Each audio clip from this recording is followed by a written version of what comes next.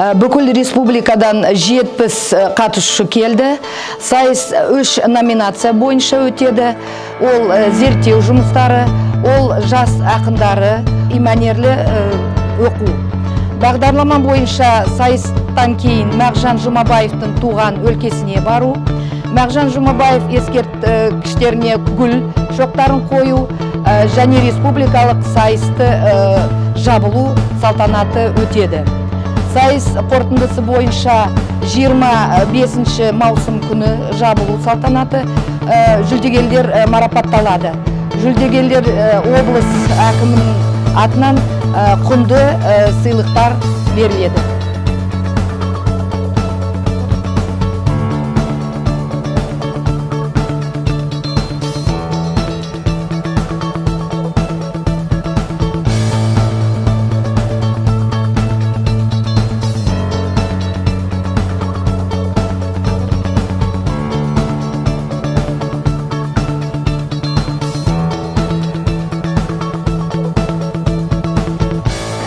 Менің атым Берік Қызышұғыла, мен Қарағанды облысының атынан келіп тұрмын. Менің жасым 13-те. Биыл Мағжан Жұмабаевтың 129 жылдығына орай мен осы сайысқа арнап 100 өлең жаттаған болатынмын. Оның ішінде бірнеше поэмалары бар. Және де Мағжанның өлеңдері маған кіші жастан ұнайды. Мен онымен өлеңді жаттаған өзіме де ұнайды, шығарған да ұнайды. Мен өзімнің кітапшаларым бар шығарған. Және де бұл сайысқа біз бір айлап дайындалған болатынбыз. Яғни күніне 10 өлеңдеп, солайынан дайындалып отыратынбыз. Енді еңбегіміз жемісін береді деген ойдамыз. Барлық балаларға сәттілік тілеймін. Барлық балалар көп еңбектенген. Бәріміз бір жақсы күн ретінде есімізде қалады деп ойлаймын.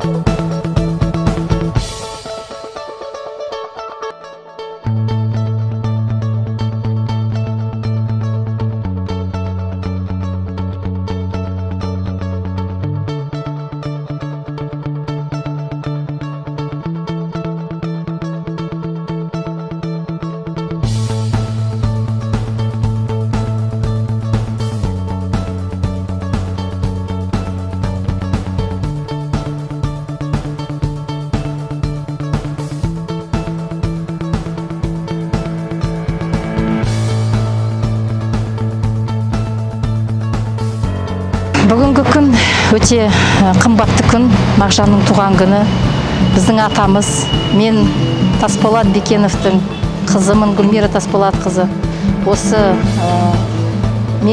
мейрамға келіп отырмыз. Біздің колледж түгел келіп отыр. Тараздан келген қонақтар құрметтеп, қошеметтеп, осы біздің атамыздың туған күніне сәтті күнде келіп отыр. Осыған біз ризамыз. Мағжанның туған күніне келген қонақтар өте бақытты. Біз Мағжан танудан мен сабақ береміз колледжда. Мен де өте бақытты деп өзімді санаймын. Қалған ұрпақтарға тек қана жақсылық, тек қана үлгілі болсын біздің Мағжан атамыз. Жолын берсін, шығармашылық жолы, табысты жол болсын. Барлықтарыңызға тек қана жақсылық тілеймін. Осындай күндер бола берсін. Мағжанның тойын тойлай берек. Келесі жыл 130 жылға толайын деп жатыр.